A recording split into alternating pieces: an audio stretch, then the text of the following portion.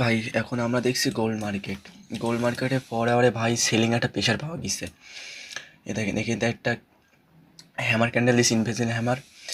এখান থেকে ভালো দুটো ক্যান্ডেল দিয়েছে 4 আওয়ার পরে, মানে 8 ঘন্টা মার্কেট পুরো সেলে ছিল। এখন বাইং প্রেশার টক্কর দিচ্ছে, কিন্তু যদি আমরা 1 আওয়ারে যাই, 1 আওয়ারে গেলে এখানে একটা ফেয়ার ভ্যালু গ্যাপ আছে। এই ফেয়ার ভ্যালু গ্যাপের ওপরে মার্কেট যেতে পারছে না। একবার যাওয়ার চেষ্টা করেছে, আবার মার্কেট গিরে গিয়েছে, কিন্তু দ্বিতীয়বার চেষ্টা করছে।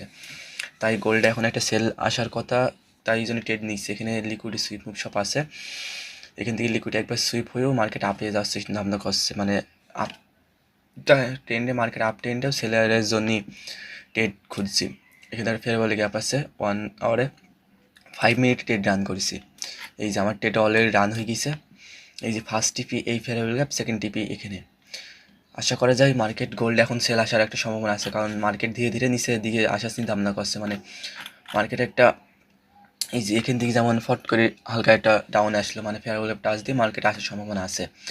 দেখা যাক মার্কেট কতদূর যায়। ফার্স্ট টাইম আসতে গিয়েছে ওদের মানে ফার্স্ট টাইম এসে কিছুক্ষণ প্রফিট এসে 1:1-এর কাছাকাছি এসে তারপরে ওদের এসএল হিট করছে। অনেক ট্রেডার আবার কী করে যে ওদের এসএল এখান থেকে নিয়ে ওদের সীমাবদ্ধ করে দেয়, মানে কোনো লস থাকবে না, প্রফিট থাকবে না। তাদের এসএলটা হিট করার জন্যই মার্কেটে ছিল। আপাতত মার্কেট তাদের এসএল হিট করে দিয়েছে যত সম্ভব। এখন ট্রেডটা একটা ডাউন আসার চিন্তা ভাবনা। ফার্স্ট টিপি না সেকেন্ড টিপি